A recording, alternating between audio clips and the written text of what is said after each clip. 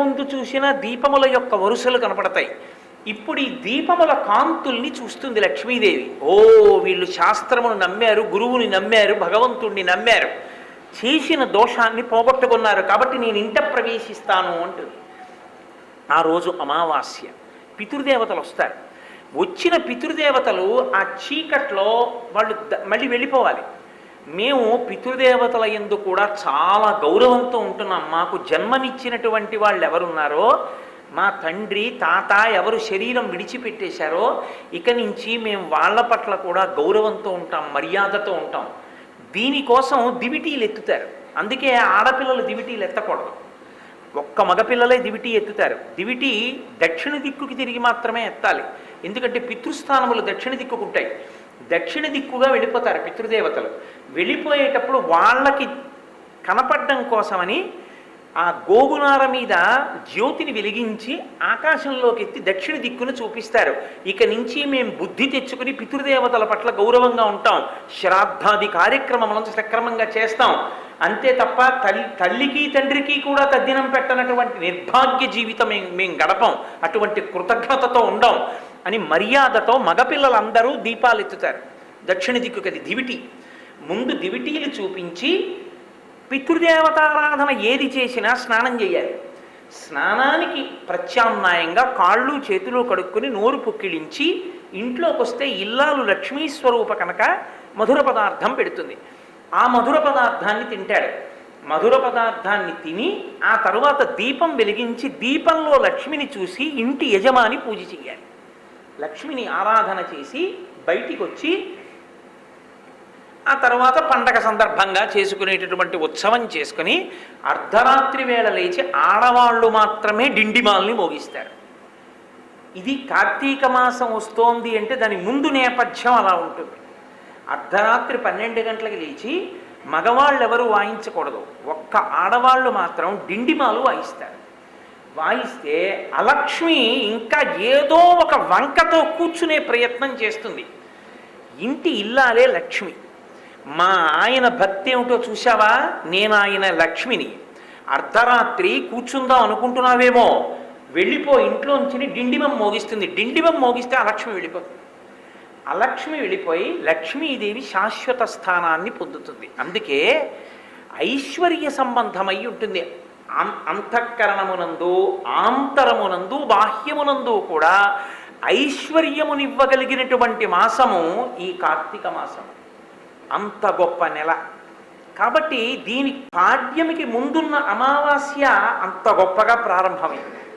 అంత గొప్పగా ప్రారంభమైనటువంటి నెలలో ఈ నదీ స్నానం అనేటటువంటిది అంత ప్రత్యేకంగా విధించడానికి కారణం ఏమిటంటే, ఈ మాసం దగ్గరికి వచ్చేటప్పటికి నదీ జలాలన్నీ కూడా చక్కగా ప్రశాంతపడి తేటపడతాయి. తేటపడినటువంటి నదీ జలాలు ప్రవహిస్తుంటాయి. అందుకే పురుషుడు నదీ ప్రవాహానికి ఎదురు నిలబడి స్నానం చేయాలి.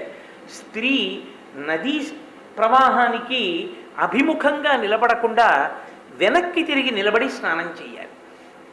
వెళ్ళి నదిలో స్నానం చేస్తారు. నదిలో స్నానం చేసేటప్పుడు సంకల్పంతో స్నానం చేయాలి. నేను గంగా స్నానానికి వెడుతున్నానండి, కార్తీక మాసంలో కాశీయాత్రకు వెడుతున్నాను కాబట్టి ఎంత అదృష్టం 9 రోజులు గంగా స్నానం చేస్తాను అని మీరు అనుకున్నారు అనుకోండి, మంచిదే. అలా వెళ్ళవద్దు అని నేను అంటలేదు, మంచిదే, వెళ్ళాలి. కానీ వేదం ఒక మాట చెప్పింది. నీవు అసలు ఆ ఆలోచన పొందడానికి కారణం ఎవరిచ్చారు? ఈ శరీరంతో ఉండడం వల్ల కదా. ఈ శరీరంతో ఉంటే కదా వెళ్ళి స్నానం చేయడం.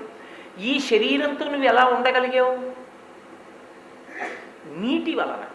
ఓ అన్నం ఉడకాలి, నీళ్లు ఉండాలి, కూర ఉడకాలి, నీళ్లు ఉండాలి, పంట పండాలి, నీళ్లు ఉండాలి, నువ్వు ఉండాలి, నీళ్లు ఉండాలి.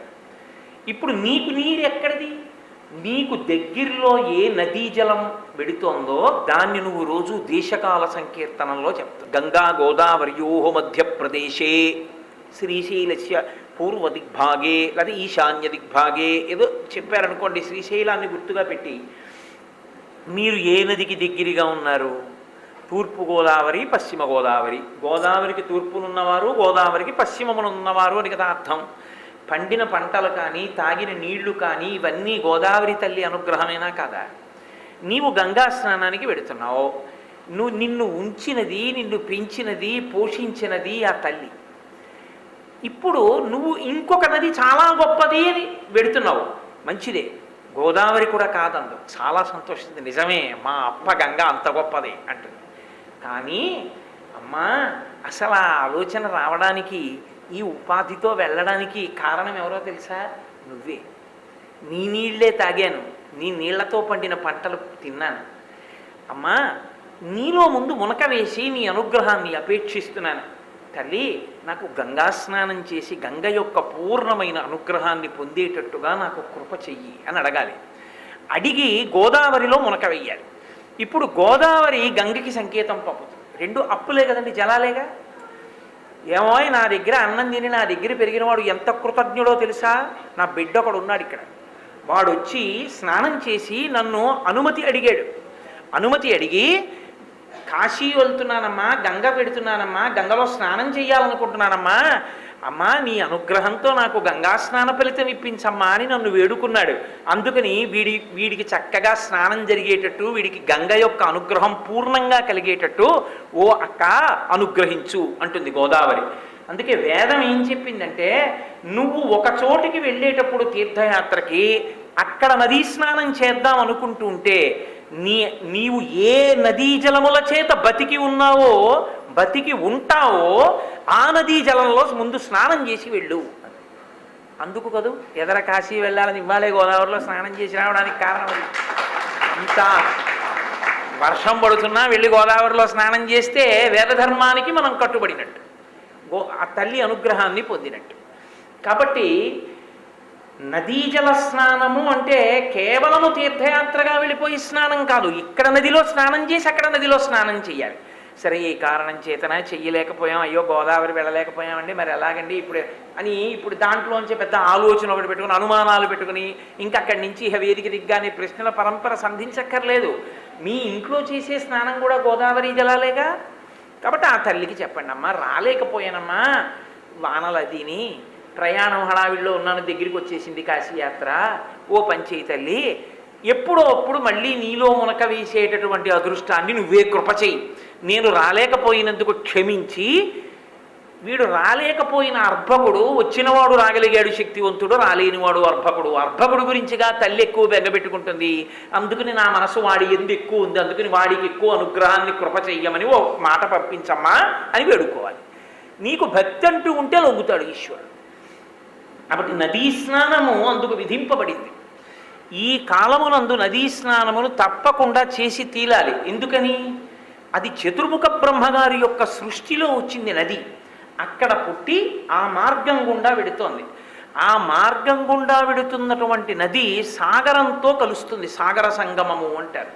పరమ పవిత్రమైన ప్రదేశం, సముద్రంతో కలిసిపోతుంది. భక్తి చివరికి అలా కలిసిపోవాలి అని శంకరులు శివానందలహరి చేస్తూ, అంకోలం నిజబీజ సంతతి రయస్కాంతోఫలం సూచికా సాధ్వీ నైజ విభుం లతాక్షితిరుహం సింధు సరిద్వల్లభం ప్రాప్నోతీహ యథా తథా పశుపతే పాదారవిందద్వయం చేతో వృత్తి రూపేత్య తిష్టటి సదా సా భక్తి రుత్యుచ్యతే అంటారు.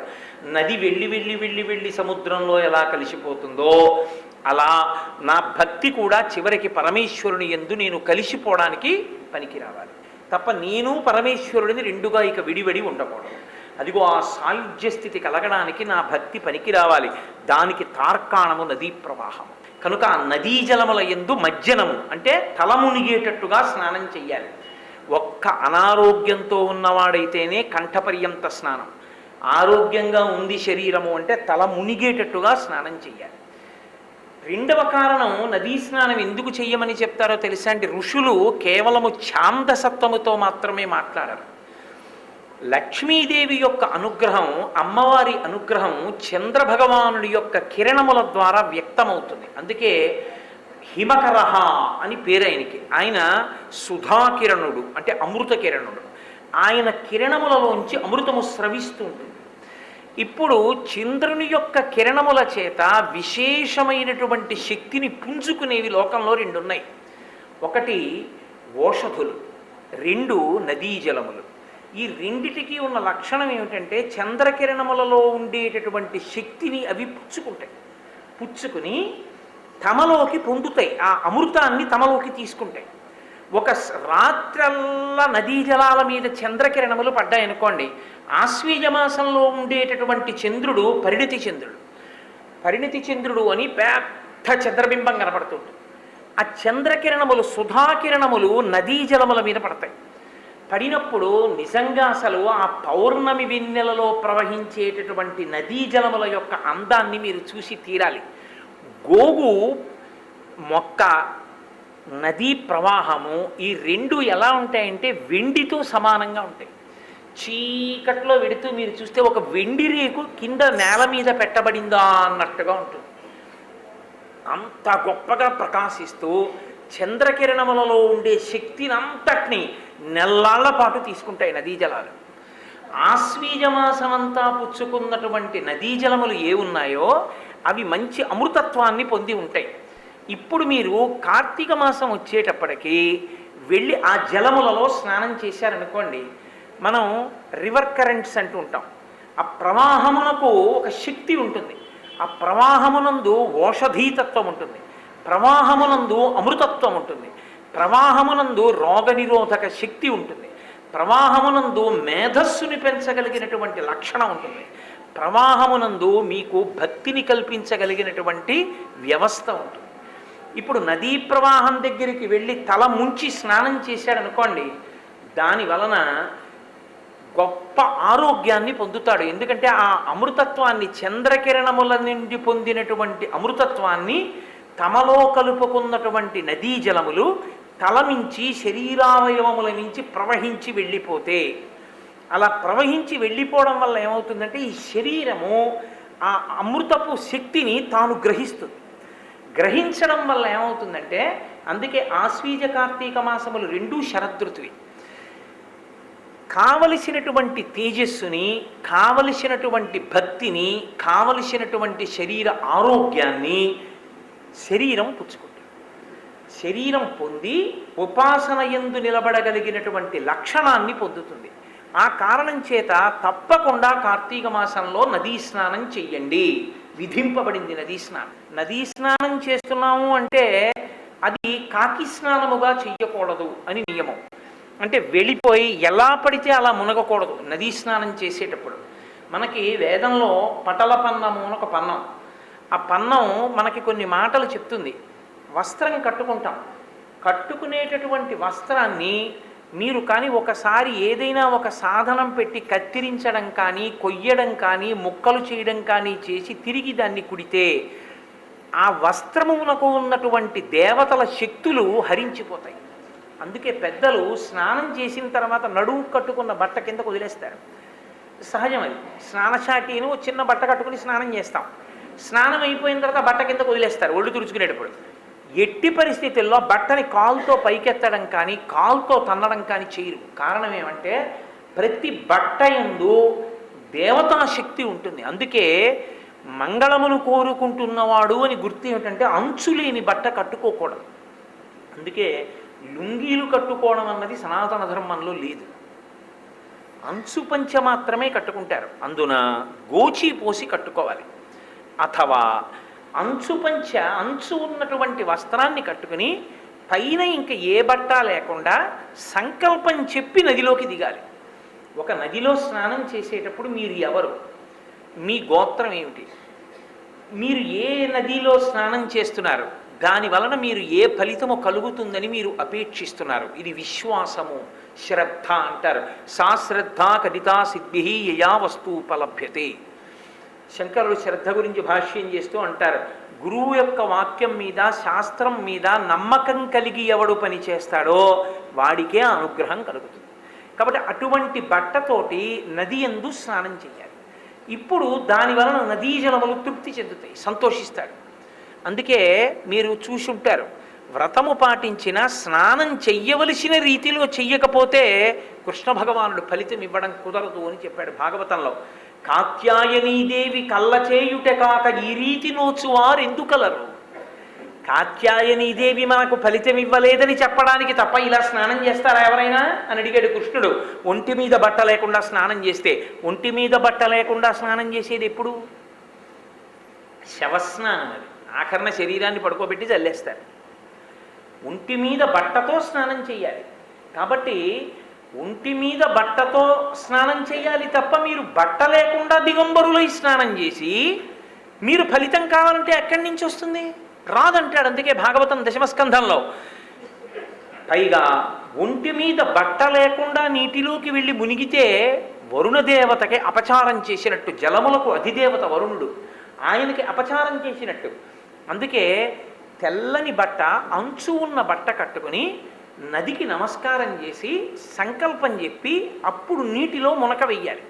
నీటిలో మునక వెయ్యడం అంటే ఎలా పడితే అలా మునక వెయ్యమని శాస్త్రం చెప్పలేదు.